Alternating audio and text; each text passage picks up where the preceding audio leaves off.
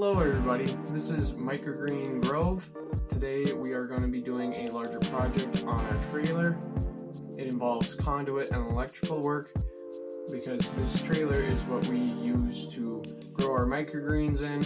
It's a very old trailer.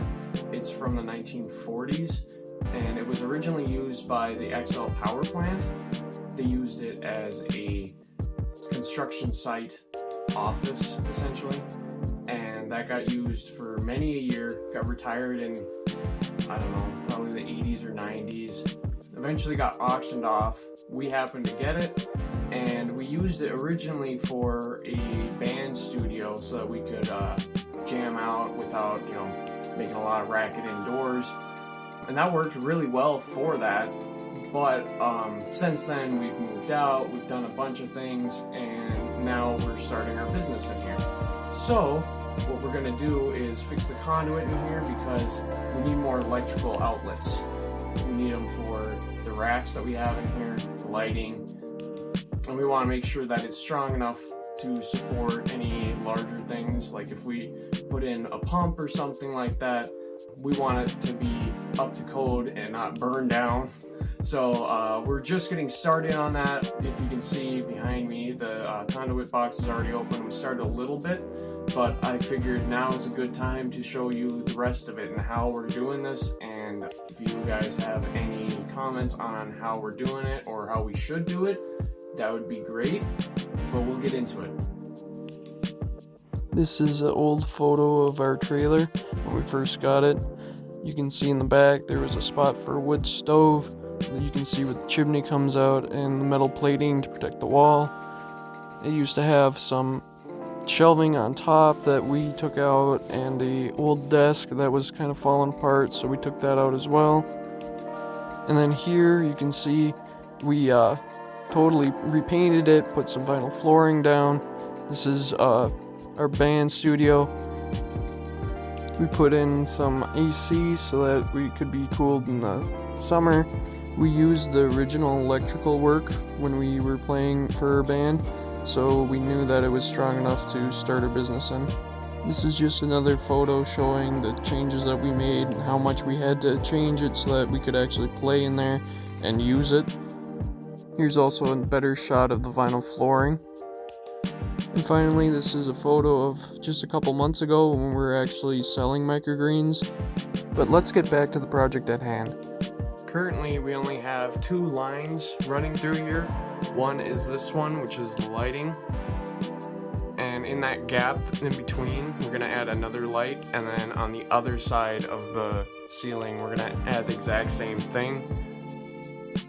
And down here we have our electrical outlets, and there's only 2 blocks of them, and they run directly to the breaker box. So we're gonna wrap this around the entirety of the trailer. Hopefully, we're hoping to go all the way around to the back to this rack, which is on the very back end, and then wrap it around so we can get some more on this side as well. And excuse the mess, it's just spring cleaning time. We're gonna get to it, but we gotta get these projects and get it running first. So this is our circuit breaker box. Our power comes from a plug on the outside, and then it runs through into this junction box. And this is some of the previous wiring, and some of it I've kind of rerouted. They originally, when we got this trailer, they didn't have it set up with the ground bar connected or anything. They didn't even use the circuit breakers here. They just ran from this junction box into here, used some of these twist offs to connect everything, and they just split the wires from there to go through the top for the lighting, down here for the outlets. So I'm trying to reroute this a little bit better and make it a little bit cleaner and hopefully use some of the stuff that's already installed in here. So we have a 100 amp circuit breaker right here, which I'm running the hot side into, and then I have the neutral ground bar down here, which I've routed some of the wires to. Right here is a 20 amp fuse or breaker, which I'm going to use for the outlets. I am installing 20 amp outlet receptacles, and then on this side is a 15 amp, which I will be using for the lighting. And it looks like they had previously used 12 gauge, which is what I also bought to finish the wiring in this trailer. I'm not 100% certain what gauge. It might be a little bit thicker gauge, or maybe just thicker insulation on the wires coming from the outside here. But that should be fine. For what the receptacles I'm using, the 20 amps, the 12 gauge should be perfectly within code for that. So here are 3 of the main junction boxes that we're going to be installing today. This top one is for our outlets. We're going to do double outlets. We got a plate right here that'll go on. And we're going to have to trim up the plugs a little bit because you can see some of that metal there is going to be in the way. Hopefully that doesn't turn into an issue, but we'll see. This one here is going to be for a dimmable light switch, which we have here.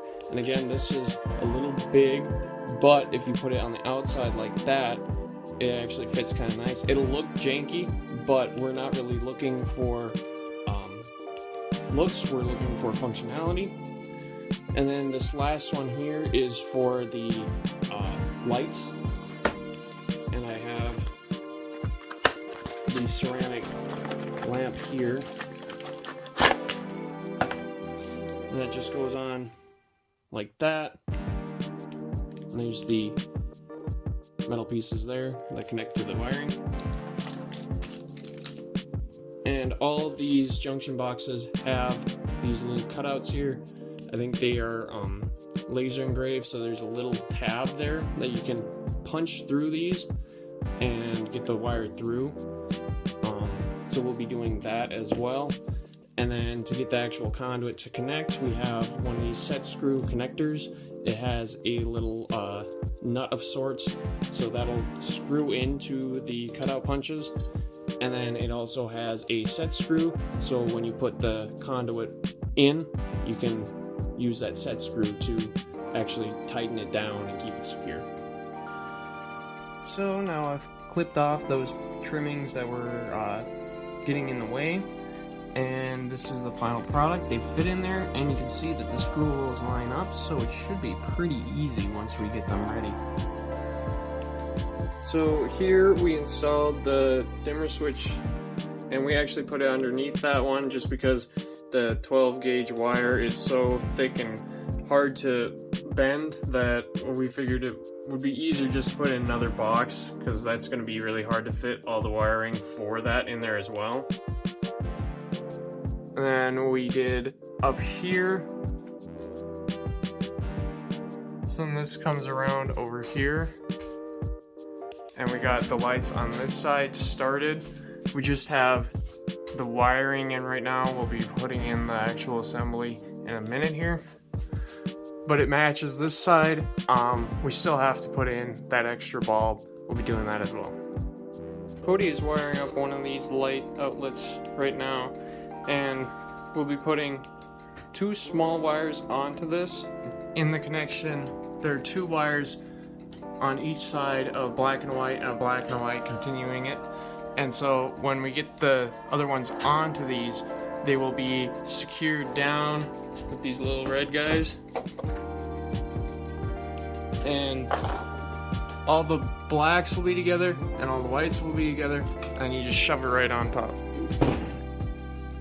So I know you can't really see behind these too well. I'll take another video before I throw on these receptacles. But I've got the wiring put in for these. I'm on my 3rd junction box right now. We're gonna have a total of 5 junction boxes.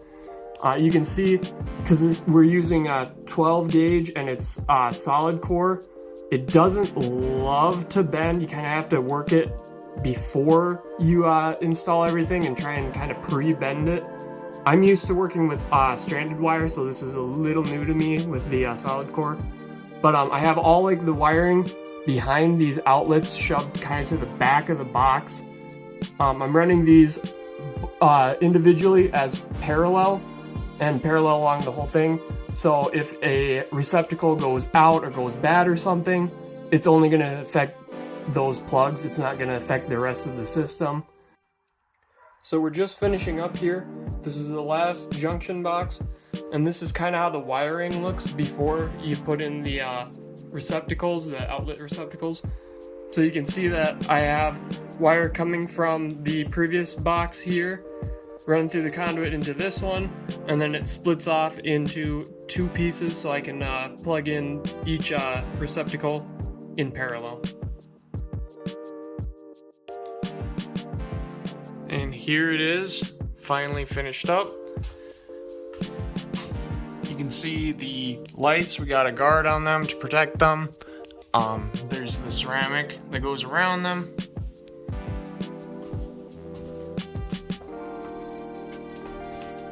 You can see over here we have clips to hold up the conduit.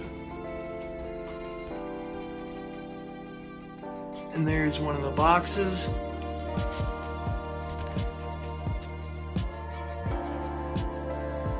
We're hoping to put another rack over there, and then a full-size fridge should go right in there. There's usually a heater over here. And here's the idea of the conduit going around the door. We've got a dehumidifier right here. This is a 70-liter dehumidifier, so it should be able to keep the moisture down really easily. This is our desk that we use. I want to put a air purifier on this so that there's no mold growing anywhere. We left that last junction box open-ended, so there is room. We can just punch out another one of those holes and add more if need be. One of our next projects is going to be working on this door. We're hoping to replace it entirely. As you can see here, the trim is in dire need of fixing, and we want to get weatherproofing strips to put onto it so that it seals out the rain and wind and snow. In this corner, we're thinking about maybe putting in working water or like a sink. So we'll see. That might be tricky to do, especially in our cold Minnesota winters, but if we can, we will. But we have a lot more projects to go, like the door, and we do want to add steps eventually because it is kind of high off the ground and hard to get into. So stick around for those, and thanks for watching. Bye.